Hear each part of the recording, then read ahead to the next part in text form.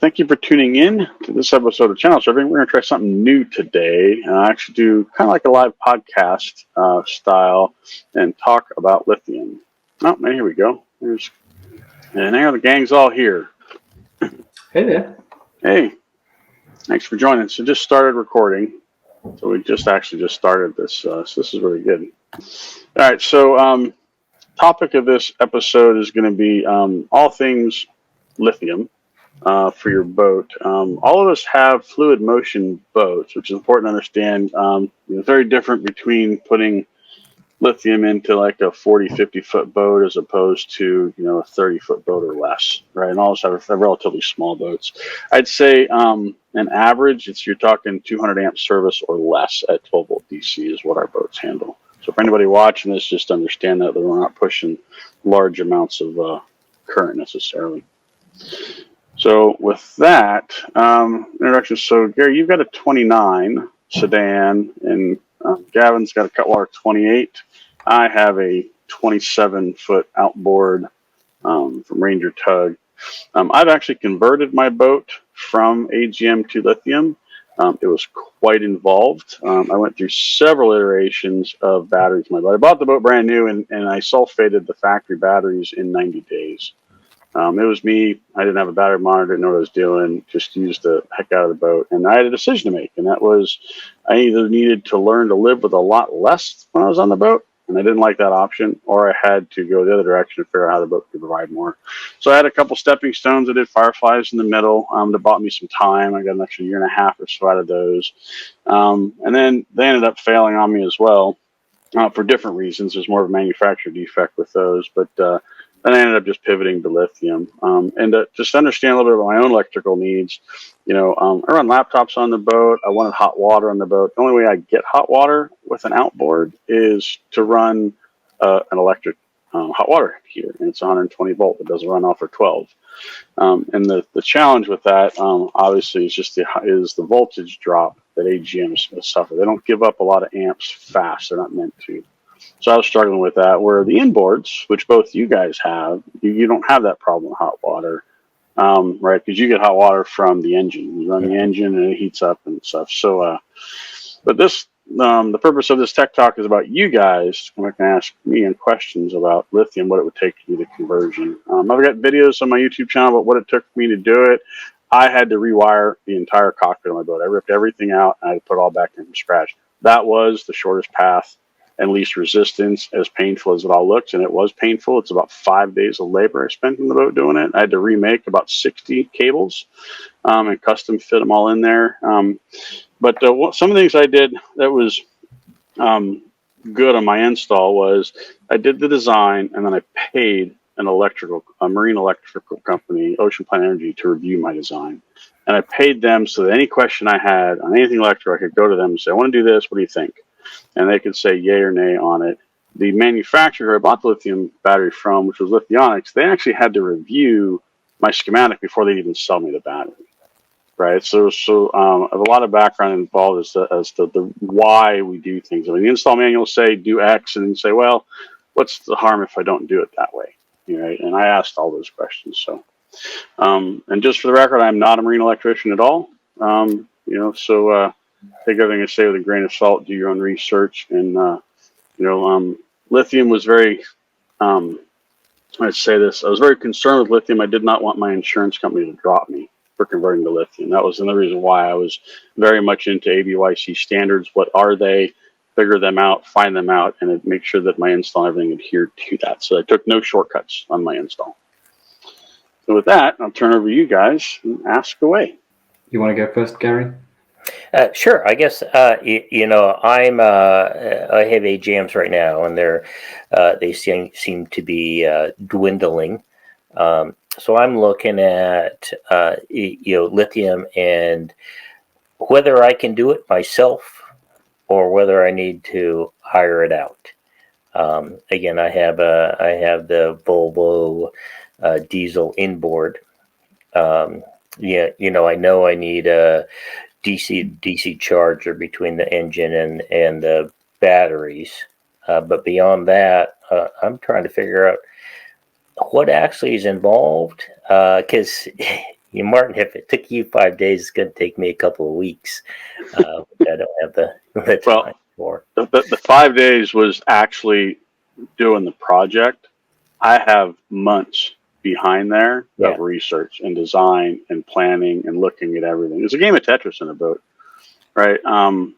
So you mentioned, DC-DC charger. There's two ways that you could put lithium on your boat for both of you guys. Since you guys have a diesel inboard, you have a motor. You have an alternator there. You can upgrade that alternator. You could add a second alternator to it. Then you could attach an external voltage regulator to it, and then that would tie into the BMS of a lithium battery. It's a different way of doing it. So here's some things with lithium. One of the advantages of lithium is it will take a charge really fast, so you can charge them up quickly. I do not get quick charging on my lithium, primarily because the DC-DC charger that I have is 35 amps, and it actually rate limits. It's a 70 amp alternator on the Yamaha that actually puts out about 50. So just because I didn't have a big alternator and I can't upgrade the alternator on my outboard, I had no choice but to do the DC-DC charger. Now that the DC-DC charger is the alternate way, that makes things a little bit simpler in some ways, because then the engine can't talk directly to lithium. That's the reason why you have these two choices. With an external voltage regulator, that lets the BMS of the lithium battery tell the alternator what to do. And it also gets feedback from the alternator on the temperature of the alternator. So if the alternator starts getting too hot, the BMS would know that and can say, okay, slow down the charge rate so I don't burn out the alternator, right? With an outboard, I have no communication to or from that alternator. There's zilch, right? So the only option I had was a DC-DC charger, which is not a bad option. Even with inboards, you can still do the DC-DC charger. One of the challenges on DC-DC chargers is getting the size of them, right? Because you've probably got a 115 amp or larger alternator on your motor, right? So you're probably going to get, 80, 90 amps of charging out of there. They don't make a lot of large, I don't know if they make any large DC-DC chargers. I mean, the largest that Victron makes is the Orion TRs. They're actually 30 amps. But if you run them below 70 degrees, they'll actually put out 35. That's actually in the owner's guide for that. And in my case, I don't run in warm temperatures and I don't have a hot engine bay, so my Orion TRs never get above 70 degrees. Right? In your guys' case, you have the inboard, your engine compartment's going to get hot, so they would be 30 amps, but you could run two of them in parallel to get 60 amps out of it.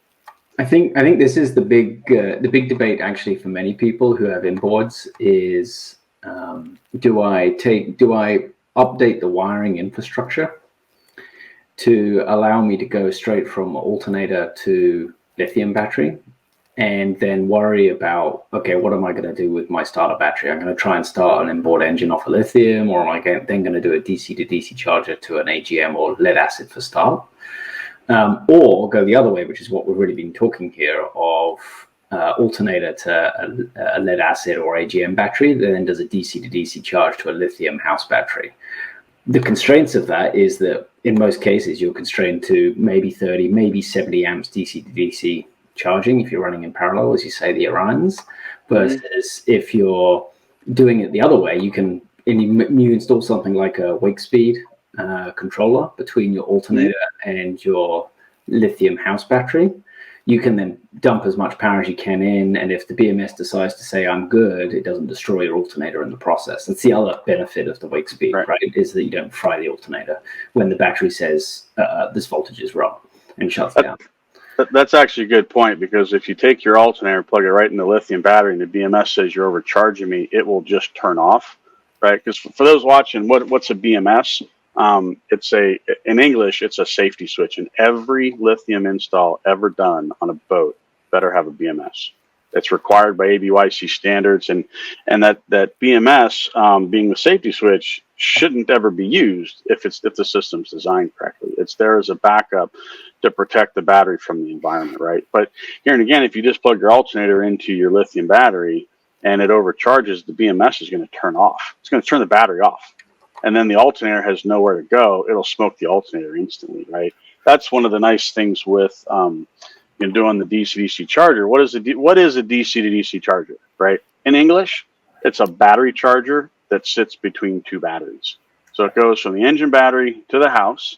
So the engine turns on, starts charging, charges the engine battery, which is a normal AGM, starting battery, or it could be flooded lead acid battery.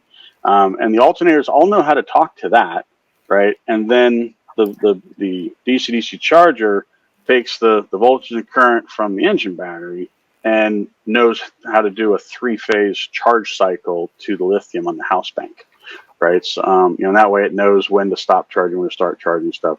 Rule of thumb on when you do DC chargers, rule of thumb on sizing them is they should be 1/2 the size of your alternator. So in my case, I have a 70 amp alternator. That's why I did a 30 to 35 amp DC-DC charger. That's why I didn't do two of them in parallel. And the reason for that is you run the risk of overheating your alternator if you don't do that, right? You have such a large battery bank, right? And if it gets empty, I could be running for 5-6 hours in the boat, and that alternator is going to be at 100% capacity pumping out, and there's nothing in the alternator to tell the battery that I'm too hot, right? So by basically rate limiting, by cutting the amps in half, right, on the DC charger, you ensure that your alternator does not work too hard for too long to cause any problems. There's the idea behind it. And that's just a rule of thumb that I ran into when I was sizing my whole setup. One question on that, Martin, was I'm going to park for a second the kind of return on investment versus use case versus cost for a second of doing a switch from a boat that's AGM to lithium, because I think that's a whole topic in itself. Oh yeah. I think the other factor as well is, outside of the complexity, is there space to do all this? Like, the thing that I don't really have a good appreciation for, especially as we look at some of the Victron gear, is if you were an inboard boat with already either 2 or 3 house batteries moving maybe to 1 lithium, and you're trying to find space for maybe 2 Orion DC-to-DC chargers, I don't really have a good sense of where I would put them actually with the available space. How big is the Orion DC-to-DC charger? That right there, what you just said, is the reason I had to rewire my whole boat. Okay. I've got 2. When people watch my video of what I did to do all the recabling and stuff, look at my screen and all, the people fall into 1 or 2 camps. Either they look at what I did and go, wow, that was really cool, really complicated, and the benefits really great. Or they look at that and go, Martin was crazy. Why did he put all that effort into there? And it's what you just said. It's a game of Tetris. I have a 27-foot boat, and I had 2 ACRs, and I needed to take them out, and the Orion TRs were almost 3 times as big as the 1 ACR. Right. I did not have the space. I looked at the starboard I had on the port lazarette wall where all the stuff was mounted, and I said, how am I going to put these? Where am I going to put these? And I looked at that wall, and there was 3 A&L fuses. One was the inverter, one was the thruster, and one was the house. So it was a 300 amp fuse and 2 175 amp fuses. They were like 4 inches long. And I was like, if I pull those 3 fuses off, I can move everything down and have enough space. But I can't live without those fuses. They got to go somewhere else. And when I found the somewhere else, I was like, well, now the cable plant is all wrong, right? So I toyed with this, like, and then of course the DC-DC chargers need fuses for them as well. Where we're going to put that, and that's where the snowball just fell. So that's why I ended up having to rewire, right? Because with Gary with a 29-foot boat, he's got a 10-foot beam. I've been on 29s and 30-foot boats. They have a lot more space. So I mean, if you can replace the ACR with a DC-DC charger, then a lot of your cabling's already done. But for me, it really was the game of Tetris that just caused me all that pain. And I finally stepped back and I was like, if I want to get this done, it was just simpler to rip it all out and put it all back in, rather than trying to retrofit what I currently had. Do we know where the factory does all the DC-to-DC chargers when they do a lithium boat these days for the new boats? I do. On the 27-foot, I do. Is it where you put yours? Because there's no ACRs. Is that very similar, or do they put it somewhere else? They made that port lazarette wall longer, and they put a 50 amp DC-DC charger. It's a Kaisi DMT 1250. It actually does solar and engine charging. It does so one to the other. Whichever one is stronger is the one that it will power. Which means if you're motoring, you don't get solar charging. And if you're not motoring, then all you get is solar, obviously. But it's one box that does both functions. Interesting. I actually have that capability today. So I changed my solar controller out for the Victron. I think 130 MPPT, and kept everything else the same in the boat. And I stayed on AGMs, and we could get into that debate in a second about is it the right choice or should I have gone lithium? And I've been back and forth on it many times. But Yeah. I found with that scenario that the Victron gear is very smart when it comes to managing the solar charging, far better than I think it's the Sunsaver Duo that was installed in the boat. On more than just the PWM versus MPT front, it's just a much smarter piece of kit. And it's dramatically improving my battery life for a number of reasons. But I would be tempted again, even doing this rather than going the consolidated box, to still go the Victron gear because I've come to love their software and their hardware. But it comes with premium. Victron stuff always works. They have a really great reputation, you know. And I also, since you mentioned solar, I always like to point this out. When people come to me first and say, "Hey, I'm thinking about going to lithium," right? I know what the cost of it is. The batteries themselves are expensive. They're not cheap at all, right? If there's any wiring to be done, that's more complication and so forth. I always ask them, "What are you doing with solar first?" Right? Because I always use the example of take like a swimming pool and a garden hose. Right? If you take an Olympic-sized swimming pool because you put a bunch of batteries there, you're going to fill it with a garden hose, right? Or the inverse would be, what if you had a kiddie pool and you try and fill that with a fire hose, right? It's a balancing act, right? A battery is just a bucket that holds electricity, right? So you want to size that, and solar is your silent generator. Yep. Right. So I always tell folks the bigger return on investment always would be solar. In fact, I would not recommend anybody upgrade to lithium if they haven't upgraded solar already. At least do that. At least do that first. Yeah, it was life-changing for our boat. For our use case on the boat was going from the 140-watt panel to a 340-watt panel. And that, as a result, I now have, actually in my case, I've negated the need to go to lithium for a while. I now buy the $200 universal AGMs that the factory install. I've got 5 years out of the last set. And the only reason I changed it was because the engine battery, we know, has low cold cranking amps. And so I just changed all of them at the same time because it's a pain in the ass to pull batteries in and out. And you've got to be in the right mindset to lift, 60 pounds in and out. Right. And so I went back with AGMs because of this exact topic. Is for our use case in most situations, like 340 watts of solar, even in the Pacific Northwest, it really does solve most problems that you have with just on the 28. I have 100 amp hours of useful power with 200 amp hour house batteries.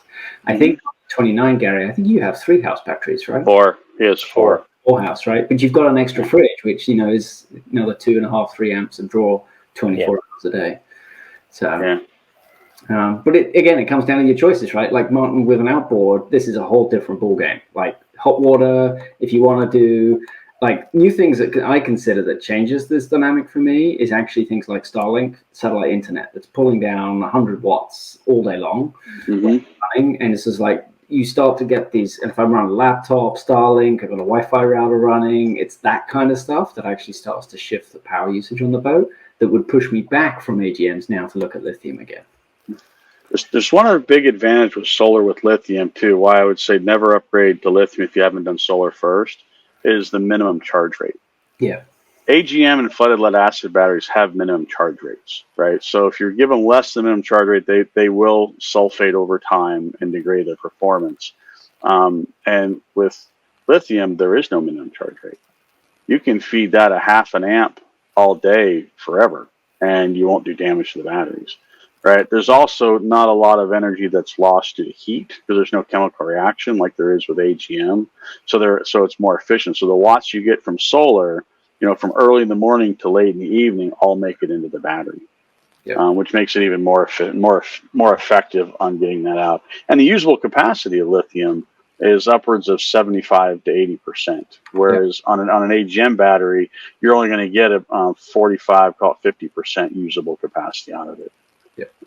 So it's a weight. So lithium, you're going to save weight, usually by about half. Space, you're probably going to save about half the space.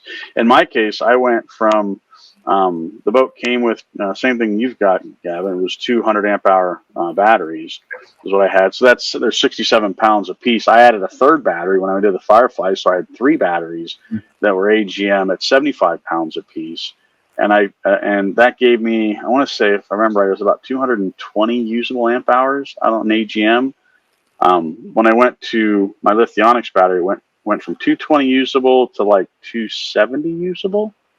and I left 160 pounds on the dock, and I cut the floor print by 2/3. That's amazing. So I got 2/3 of my center cockpit space back.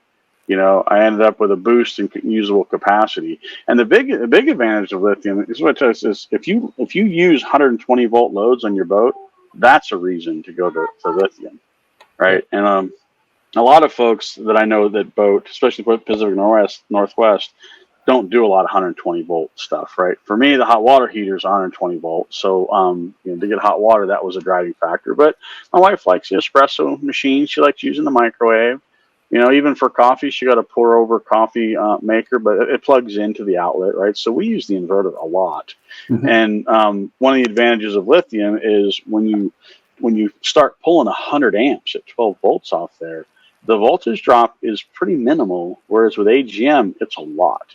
Right. So in translation, you ever ran your microwave and when you're halfway through heating up your leftovers, the inverter starts beeping, beep, beep, beep, right?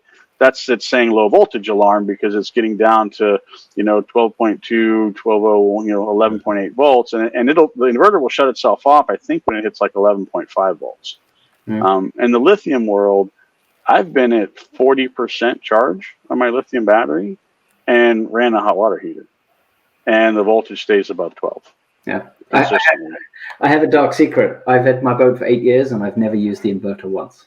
Yeah, see, I live on 12 volt, right? Like I have a propane stove. We have hot water from the engine, and we run everything off 12 volt with its batteries. Like we're not significant power users on the boat. I know that's not the case for everybody. Between air conditioning. And other things like so it's amazing thing about the Ranger and the Cutwaters, right, is that there are so many configurations for very, very different use cases. Like some boats come with electric barbecues. That wouldn't work for me, but I know it works well for others. And I think that's for me one of the biggest takeaways for this is knowing that I think helped guide whether lithium is the right move for people. Yeah, let's talk about the air conditioning and the electric grill for a second. Those are really good. So the electric grill, I can run that on my battery, but I choose not to because it just doesn't make sense to me to spend 40 amp hours of my battery to cook a couple hamburgers and a few hot dogs. That's really what it boils down to. That electric grill, I want to say it's like 1,400 watts at peak. It's the largest load on the entire boat would be the electric grill. So we'd either run it at the dock or we leave it in the garage. Air conditioning is the other big use case. So, you know, Ranger Tug, when they do the luxury editions, you know, you get roughly 600 amp hours, depending which version you went with, because they used to do 600 amp hour Dakota batteries, then they went to I think they're 280 amp hours, a pair of them. So you call it roughly 500 usable amp hours with lithium. Now, air conditioning is very similar to the hot water, right? So somebody with a luxury edition is pretty much me. I'm heating hot water. They're running the AC. The difference being, though, is I'm only running the hot water heater for about 45 minutes a day. Then I got enough hot water to do dishes and take a couple showers. I don't have to run the hot water heater for 2 hours to get it fully hot. But even if I did, 2 hours is the most it's going to take to heat 6.5 gallons of water from cold to hot, and where the hot water heater turns itself off. Air conditioning, you would run nonstop. Yeah. And it's 65 to 75 amps continuously. And so on the bigger boats, it's even larger than that. So it's just a simple math equation. The way I look at this is the boat itself, most people probably will burn through roughly 100 amp hours a day. You know, the boat's going to use about half of that just with the refrigeration and the few loads that you run, you know, 24/7 loads you have in the boat. And that leaves you another, you know, 50, 60 amp hours for the crew to use while they're out for a day. So call it 100 amp hours a day. So if you've got 500 usable, 100 is going to go to the boat. That leaves you 400 left for air conditioning. Divide 400 by about 70, and that's how many hours of air conditioning you're going to get before your batteries are empty. And then you're going to say, well, how long is it going to take to recharge them? Right. Well, you plug it back into the dock with a 60 amp battery charger, and it's like 6, 7, 8 hours. To, you know, because it's you know 600 amp hours you got to put back in. Yeah. All right.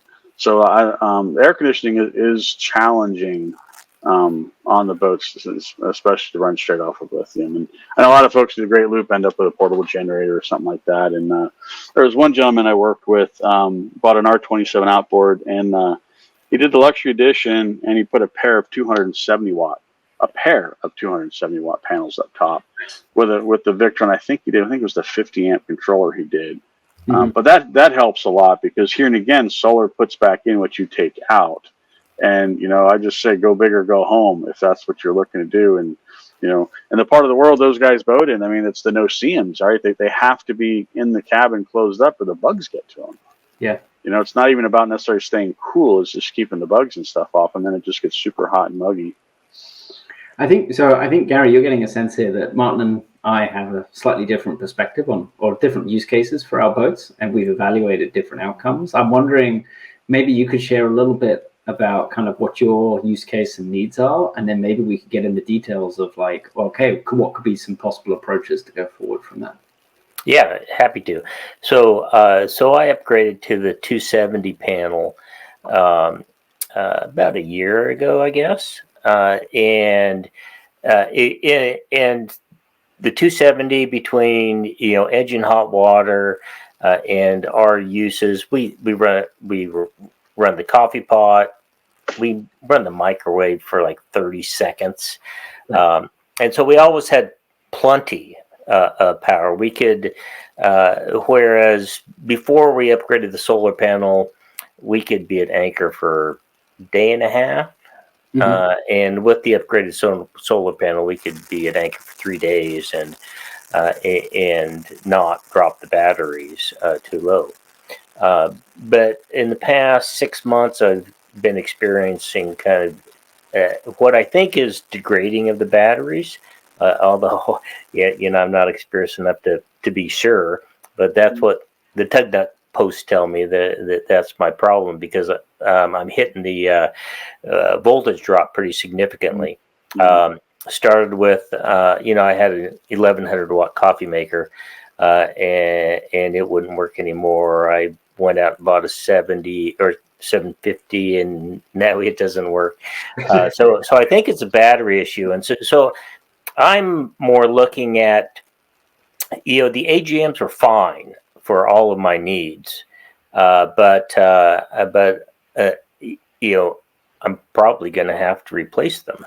I have a little more testing to do, but that's probably it. And so I'm looking at, if I have to replace the batteries, maybe I should go to something different, so I won't face the same issue in 4 or 5 years. And we can, when the engine hot water runs out, we don't have to start the engine. We could just, turn on the hot water heater. But that's more of a luxury than a need.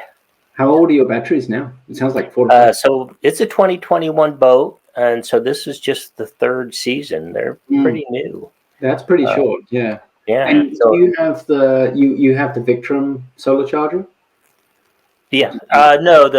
So I had the Victron. The Victron solar charger. Okay. Yes. I didn't ship that anyway. How about a battery monitor? So I have the Victron battery monitor. So again, I talked to the folks at the factory and sent them screenshots. They were a little surprised at the battery monitor, because the last time I had an issue, the battery monitor is still showing 71% charge, but voltage had dropped to 12.6.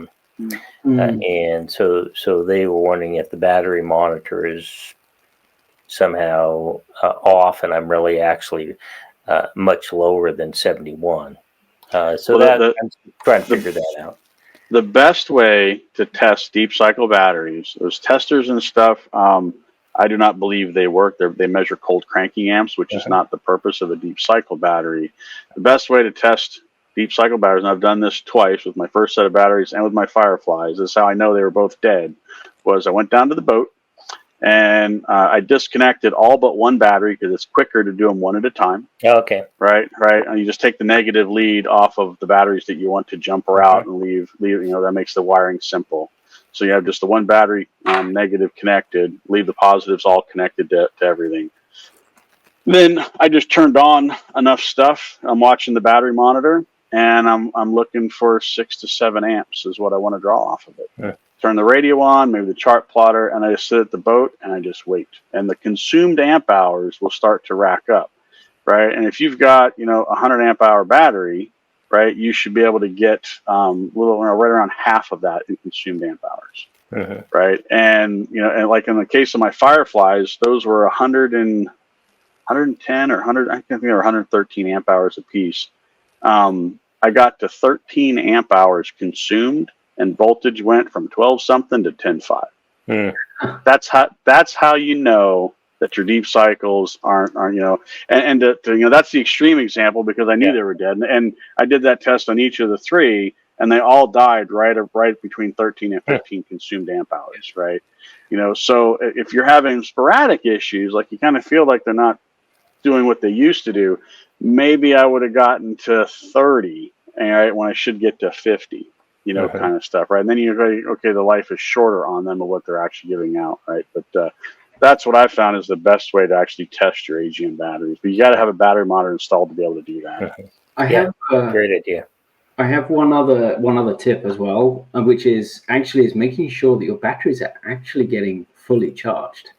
And that sounds like obvious, but like in most cases, it's not actually happening. Even when it's shore power plugged in and the solar power is plugging away, it's in some cases both either through misconfiguration or there are limitations in the chargers. I think my boat has the Pro Mariner charger, shore power, like it's 8 years old, right? I don't know if they still ship that, but I'm pretty confident that is actually undercharging from a voltage standpoint at the voltage, those universal AGMs. And so I am running a custom voltage profile for bulk and absorption from the solar charger that actually charges the batteries up to 14.8 volts, which is actually very high, but is within the specs of the universals.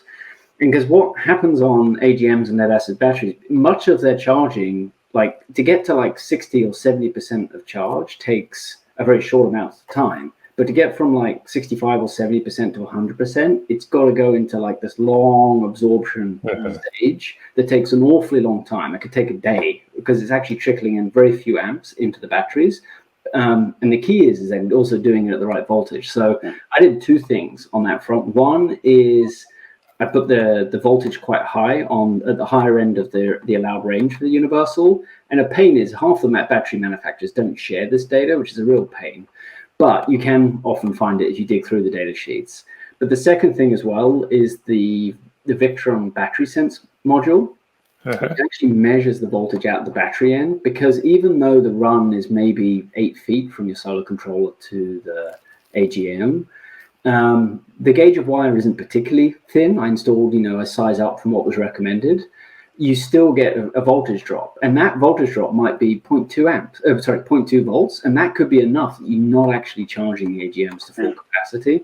And so that's worth checking out as well. I would 100% do a load test, but one of the root causes could be is that they're not actually getting charged properly. Yeah. Good. Here's a tip for you too. When you do a Victron MPPT solar controller, their smart Bluetooth version, and you do the Victron battery monitor, you can create what they call a VE wireless network. Yep. Right. So the solar controller then wirelessly connects over Bluetooth to the battery monitor, and it will exchange actual voltage and amps. So it's voltage compensation. So the solar charger knows really what the voltage is, regardless of the voltage drop across the wire. That's one good tip. Yeah, that's awesome. That. And then one of the things, one other thing you mentioned too was the charging of how long it takes in the absorption phase. It's 8, 10, 12 hours potentially, and I want to talk about that quickly with lithium. Lithium and AGM, they're almost opposites on their charge profile. This is why you cannot mix AGM and lithium together. So talk about this. So on an AGM battery, it's going to go in the bulk phase, and the rules of thumb is we want to have a battery charger of at least 10% of the capacity of the battery.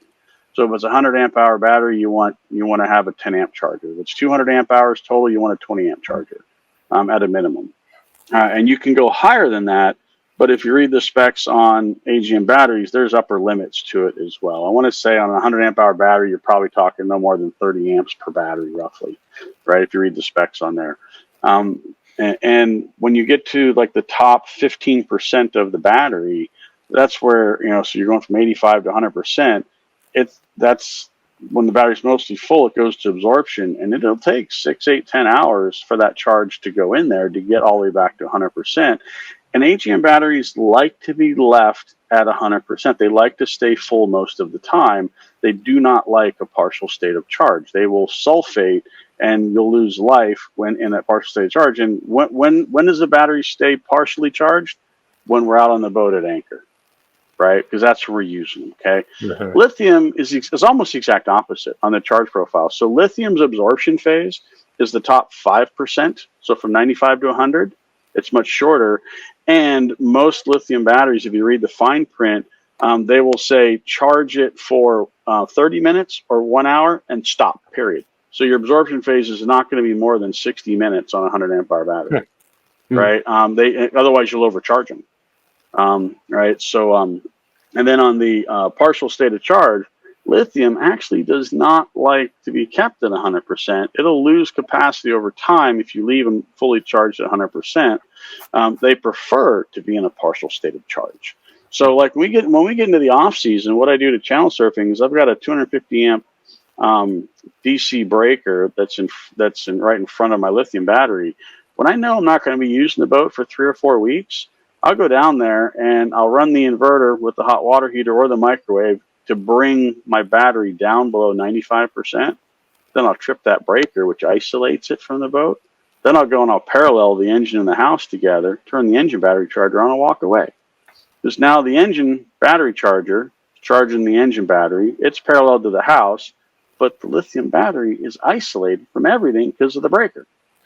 Right? So now everything on the boat works at 12 volt, and my lithium battery is sitting there without a battery charger on it, just sitting there basically in a drawer at less than 95%. That's how lithium likes to be stored. So for your 29-foot boat, what you're really looking to do if you wanted to convert to lithium is you've got to isolate the house battery that's lithium from all the charge sources, right? And that's the engine. So you replace the ACR with a DC-DC charger, right?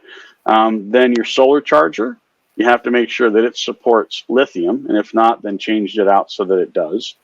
And then your battery charger, all right? And the battery charger on the boat, you want to make sure that it supports lithium, and also make sure it supports your lithium. Just because the battery charger says I support lithium does not mean it will work with every lithium battery. I got burned on that on my install because you guys all remember I had a Skyless 70 amp battery charger. When I bought that for the Fireflies, it said it supported lithium, and it does. So I thought I was home free until I picked the Lithionics battery. Mm-hmm. And initially, Lithionics said to me they didn't know if it would work or not, so they weren't willing to test it. So they said we won't support it if you use it. So I ended up just replacing it with a 60 amp Kaisi charger. But I went back and I wanted to know the answer, like would it actually have worked or not? And the answer is it would not have worked. All right. And why wouldn't it have worked? Because it supported. I mean, it's a battery charger. It supported lithium. It was Victron, and the only way it would support lithium is if I had an external BMS, which was Victron's. So there was there had to be some external brains somewhere to tell the battery charger, this is how many amps you need to send to the battery. And it didn't have those brains, right? Because I didn't go with a Victron external BMS. I went with Lithionics that, and we talk also about internal and external BMSs. I mentioned that briefly. I don't think one is more complicated than the other necessarily. If you see an external BMS, I've seen one R29, a Ranger Tug R29 that has a Victron. It's got 400 amp hours of Victron lithium in it with an external BMS. The wiring and everything is gorgeous. I know the company that put it in. They did a fantastic job and stuff on it. But at face value, it looks complicated. It really actually isn't when you start tracing the wires and stuff for it. But the pros and cons between internal BMSs and external BMSs. Internal BMS marketing will say is drop-in. These are drop-in batteries, and that makes people think I can pull my AGMs out and I can drop in lithium. No. Drop-in lithium means there's a BMS, which means the safety switch is built into the battery, right? And you got to read a lot of the fine print of what that BMS supports. Like in my case, my 320 amp hour Lithionics battery have it's one big battery, right, with 320 amp hours. It does not support being hooked up in parallel or series to any other Lithionics battery, period. If I want a bigger battery, I got to replace it. And the reason for that is the BMS does not support being in series or parallel with anything else. Now, Dakota, not true. Dakota, you can hook them up in series and parallel. Their internal BMSs support that. So you got to get into the fine print of this. And I want to tell this story too on battery chargers with lithium. So everybody listening on this. So my boat came with a Kaisi 20 amp battery charger. And I had to add a second battery charger. I did a Kaisi 60 amp battery charger. And people say, well, there's no minimum charge rate for lithium. Why couldn't I have just used my 20 amp Kaisi battery charger? Right? Here's the reason why. The requirements on the Lithionics battery that I picked says you stop charging when the tail current falls to 10 amps. In other words, the battery has said, I can't take any more, and it gets down to 10 amps, you have to stop charging. So the Victron solar controller has a setting for what the tail current should be. I set it 10 amps, so that way when sun hits it and it says up, tail current fell, then it stops charging. The Orion TR DC chargers have a similar setting. They also have a timer that says, 30 minutes in the absorption phase, stop charging. That's to prevent from overcharging the battery. The 20 amp Kaisi battery charger, and Kaisi is the supported brand from Lithionics. The options for tail current were 1, 2, and 4 amps. That 20 amp battery charger would overcharge the lithium battery that I have. The 60 amp version of the same battery charger, same company, everything, and it's the same manual. It's the same manual that covers the 20, the 40, and the 60 amp battery charger from Kaisi. The 60 amp, I think it's 6, 8, or 12 amps are the options. So I have it set to 12. So technically, my battery charger on the dock can get me close to fully charged, but not quite. The only way I can get a full charge on my lithium battery is actually with the solar charger. Yeah. Right. So this is why I said with lithium, you really got to read the fine print. And I look at lithium. Anytime you do lithium in a boat, it's the system you're putting together. It's not just a component, right? And the battery you pick makes a big deal to it. But in essence, you got the engine as a charge source. So the DC-DC charger isolates the alternator from the lithium battery and gives you a charge profile for lithium that should match what your battery is. The solar controller, that has to be MPPT and has to support lithium and support the settings that your lithium battery has, right? And then your shore power charger, right? As long as you can match those three, and get rid of any other ACRs and stuff that would bridge. What I mean by that is, on my boat from the factory, they had a second ACR that went from the house to the thruster bank. Mm-hmm. That ACR had to come out. I couldn't have that because that would be parallel. An ACR in English is an automatic parallel switch. That's all it is, right? And if he sees a charge voltage on either side, he parallels the batteries, right? So you can't parallel lithium with AGM. You should not do that. Another thing that I hear people mention too is, well, I'm just going to do all lithium if I convert. So I'll convert my thruster and my starter battery to lithium too. Go and look at the industry and see how many lithium engine starting batteries there are. And what you'll find is it's a small selection. Me personally, I would not recommend anybody do that. I don't think lithium is there.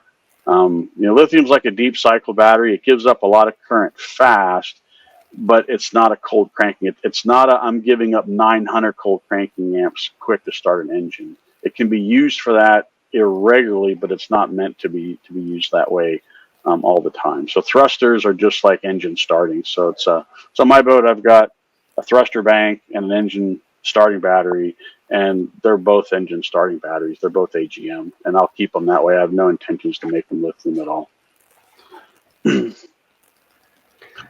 Martin, what do you think your total cost was to do? I know what my total cost was.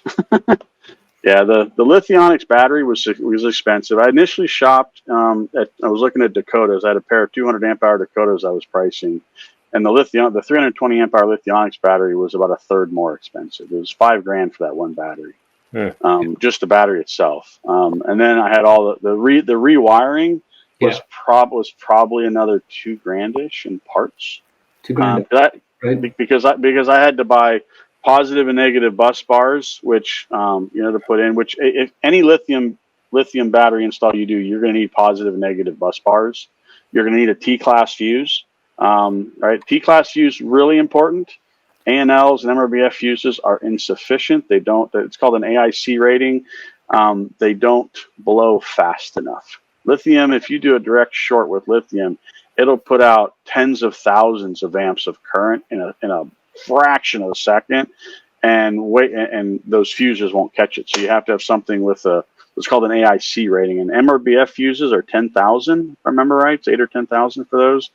That 250 amp breaker that came with my battery was part of the UL approval for it.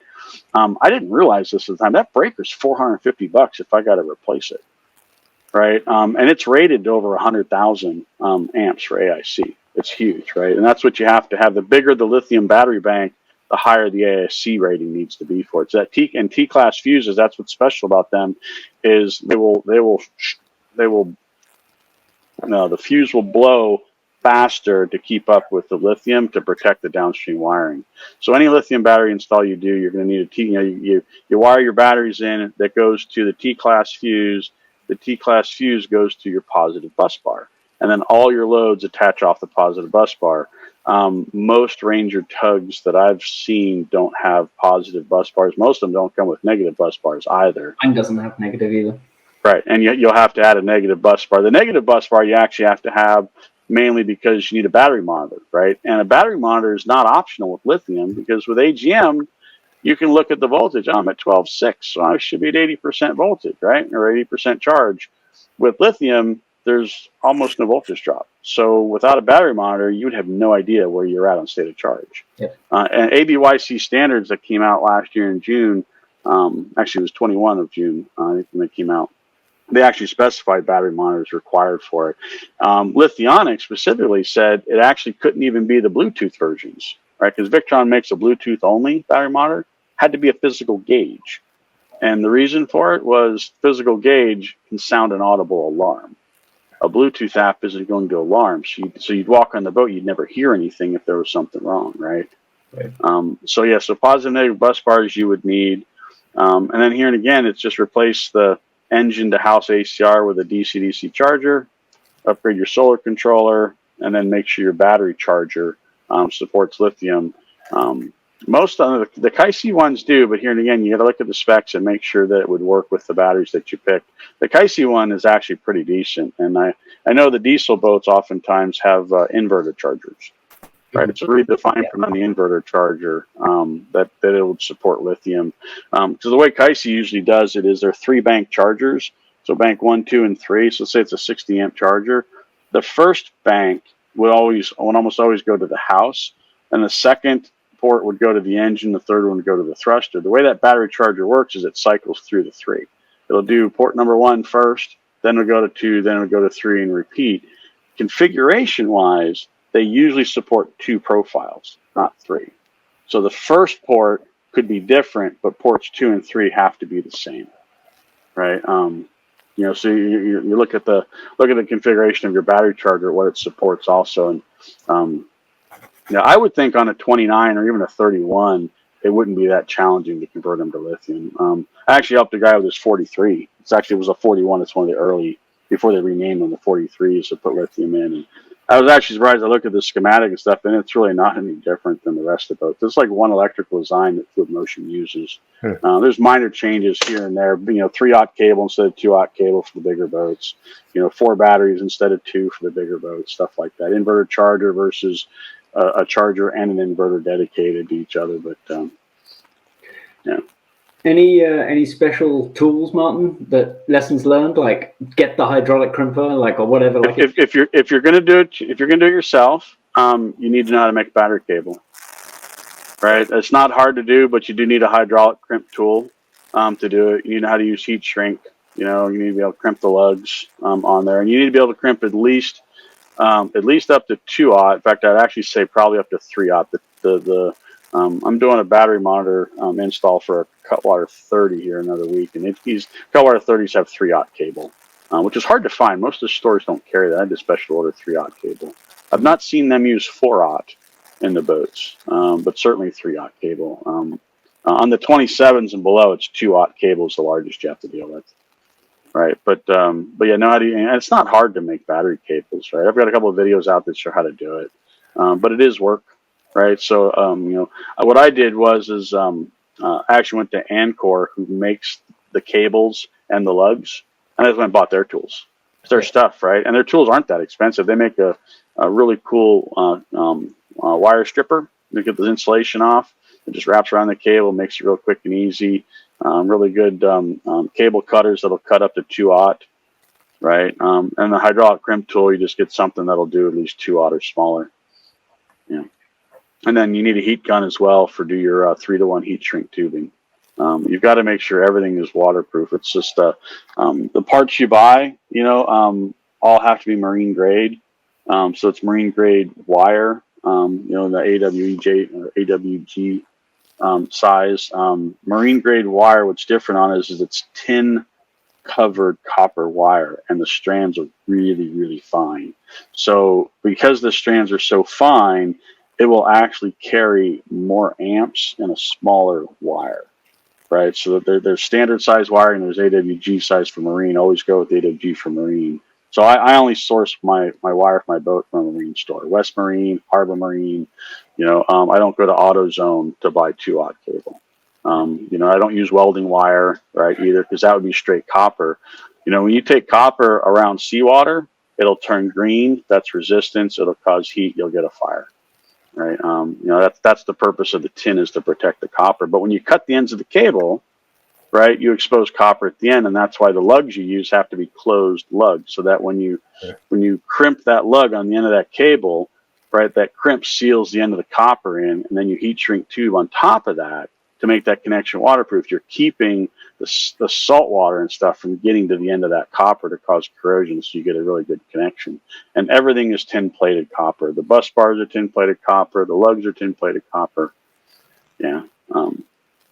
But it's not really hard to make cables. It's just work. That's all it is. Do you have a line, do you think, Martin, where someone who's maybe practical, enthusiastic DIYer who's got a bit of sense about how electricity works, yet they may get to a point where they go, yeah, I need to call a professional here? Like, you got any telltale signs when that, like, this may be too much even for the most enthusiastic person? Everybody's different on that, right? In my world, here's how I think, right? So, I mean, I'm pretty sharp. I pick stuff up, and but I even paid somebody to review my stuff. I paid them $200 an hour. And I didn't qualm with that at all. I was like, it was a good insurance policy to be able to ask those questions. Because in my case, I boat in the Northwest. So if I'm out cruising around and there's an electrical fire on my boat, that water's 42 degrees around me, right? And the Coast Guard's probably 45 minutes or longer away, and I've only got about 45 minutes in that water, right? So I sit there watch a lot of haul over and other people doing crazy stuff, through there with their boats, and I'm just thinking to myself, I'd never do that there. But then again, their water's 90 degrees, so if they fall in the water, they bob around for a bit, right? But they're not worried about hyperthermia like we are, So yeah, I'm a bit more paranoid when it comes to that stuff, and that's why I went to Ocean Planet Energy and said, here, I did everything. In fact, when I sent them my drawing and stuff, they sent me a note back and they're like, dude, we couldn't find anything wrong with this. And they were surprised at that, right? They actually even put in the comments, he said, they like to find issues with do-it-yourselfers, right? Because we always make mistakes as a do-it-yourselfer. And I laughed when I read that, and I sent them a note back. I was like, well, you guys have no idea how many hours upon hours I've spent double checking, triple checking, quadruple checking, reading this, reading that, trying this, trying that, right? To get it all right. It's a lot of work when you do it yourself, as opposed to, if you want it done quick, a professional is going to be the shortest path, right? Because they've done it before. When I've actually done there's 2 channel surfing editions out there. There's my boat and there's one other. I had another boater, he's actually on my dock, and he approached me and says, dude, I want that. Right. And I was like, well, I told him what the cost and stuff was. And he's like, here's a check. And I spent, I spent 6 or 7 days on his boat, because I upgraded him to 400 watts of solar, put a smart plug on his boat, converted him all to lithium, rewired the whole back of the boat to support it, did all of that, a fair amount of effort and stuff on his boat. But, he wanted hot water and, liked lithium and all that, and wanted it in a Northwest edition. And Ranger doesn't offer a Northwest edition with lithium. They only do it in the luxury editions with air conditioning. Right. Yeah. But So looking at some list of questions here that came in as well. Let's see, can I keep my thruster and starter batteries and switch to lithium for just the house bank, at least for now? That is actually what you ought to do. Do not convert the thruster or the starter battery lithium. Lithionics told me had I wanted to merge my thruster battery and use it off the house, they would have not approved my design. They did not recommend that at all. So my thruster is off of an AGM battery. What type of lithium should I pick is a good question. That depends on sizing, right? Why did I do Lithionics and not Dakota, right? Why did I pay that third of price premium? Two reasons. One was the UL approval of the system, not just the battery cells. That was important to me for insurance, right? At the time when I was designing the system, the ABYC standards weren't out, and Bruce was concerned that that would be a requirement, and I wanted to make sure that I didn't have to retrofit anything after I put in a brand new system. The other reason was Tetris, right? You know, it's a small boat, and where I was going to put the battery, the form factor of that 320 amp hour battery, it's 6 inches wide, it's 21 and I think it's 21.5 inches long, and it's like 11 inches tall. And in my center, it's an odd shape. And in my center cockpit, when I open up that hatch where there should be an inboard motor, but there isn't, there's what it looks like 2 wheel wells that are in there, the way the fiberglass is. From the wheel well forward is 22 inches, half an inch is bare. That battery fit in there. It just dropped in. It was like expert mode Tetris. The fit was perfect. And that's what gave me 2/3 of my center cockpit back. Because I had the 3 Firefly batteries there that filled the entire floor space up. I really couldn't store anything else in there without stepping on the batteries. So, and when I was looking at the 200 amp hour Dakotas, they would have taken the space that the Fireflies did, and I wouldn't have gotten any storage out of that center cockpit. So I call it the small boat tax. I paid a little bit more to get that space back, right? Let's see, could I replace my generator with 2 to 3 lithium batteries? It depends what you're using the generator for. If it's air conditioning, the answer is no. You know, if it's running the microwave, espresso machine, that kind of stuff, then yes. And here's a good one. This is the last on the list. Do I need to worry about the heat? The engine compartment on our Tug R28 gets up to about 120, 130 degrees. Lithium does not like hot weather. It does not like cold weather. Cold weather is easier to work with. When you get to freezing and below, you can consume from lithium, but you cannot charge the lithium. Well, right? One thing on that, Martin, there are some lithium batteries on the market now that have built-in heaters. And mine is one of them. Yep. Mine's one of those. Yep. So that's the workaround. Is they put a thermal blanket around it. My Lithionics battery has that in there built in. So when the temperature gets down below 40 degrees, then the thermal blanket turns itself on, and therefore I can actually charge the battery down to like a minus 20 degrees outside, right? But if it consumes from itself, it's using its own energy to heat that. So in the wintertime, it'll actually throw off the battery monitor, right? Because the battery's using more. And fortunately, we don't get a lot of sub-freezing temperatures here, and our water usually stays about 42 degrees anyway. But that's and I know Dakota just came out with their 280 amp hour battery, I believe, has the thermal blanket, but the 100 amp hours do not. Yeah. Right. So you got to pay attention to that if you're in a cold climate. On the hot side, they don't want, I was actually looking at the specs before we started recording this. 120, 130 is within the spec. It's at the upper limit of the spec on a lot of the lithium batteries. But the ones that you pick, you definitely want to look at the specs to make sure that it can handle that. And I do believe that it shortens their lifespan the hotter they stay most of the time. Yeah, a couple of quick things on that. Definitely the heat destroys batteries. It's actually why a lot of iPhones are getting killed, is because they get charged when they're hot, not when they're just being charged badly, right? Second thing is on the cutwater, certainly on my boat, the battery compartment is in the separate lazarette, and there is heat shielding on the engine bay. And I have the battery sense has the temperature sensor. I never really see anything hotter than 25 degrees centigrade. So what, 70, 75, 78 degrees in the battery compartment. So I've, in the Pacific Northwest, never had a heat issue in the battery compartment. On the hot side, heating of the battery in cold weather is a factor, though, because the battery compartment is above the waterline. And so it might get a little cold in there, even though the things lower in the boat tend to not freeze. In the Pacific Northwest, I definitely, for the Pacific Northwest, would get a battery with a heat blanket system just to make sure that you're not caught stranded, unable to charge your battery. Yeah. And AGM batteries don't like 130 degrees either. Sure don't. Right. Yeah. So, I mean, that's not something unusual to lithium stuff. It's interesting because on the Lithionics battery, they have one of their marketers is it's a subjective warranty, right? Where they've got statistics in there that they can see how you're treating the battery. And one of the fields that they monitor was actually two that they pay attention to. One is how long you keep it at 100%. In other words, you've got it on the charger at the dock at 100%. There's a counter that increments over that, and the other one is on heat. How long? It's a counter that measures how much it stays above a certain temperature in the hot. Right, and on mine, that counter almost never goes up. It's just for the Pacific Northwest, we don't get that hot of temperature. But yeah, really good questions.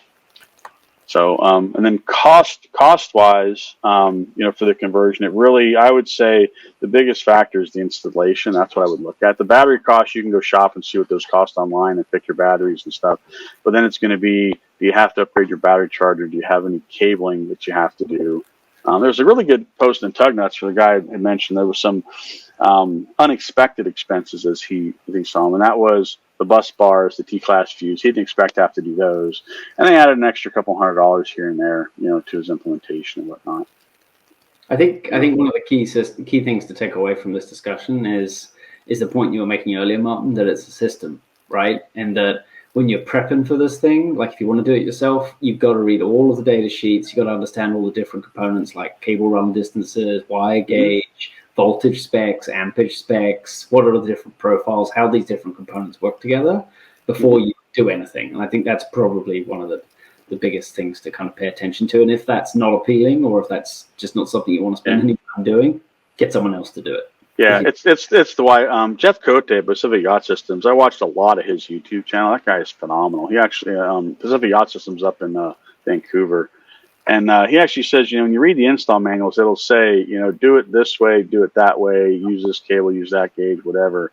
He says, but they don't ever give you the why. He says, because if they did, the thing would be like the size of an encyclopedia and nobody would read it, right? So oftentimes people are like, what's the ground wire for? I don't need that. It works without it.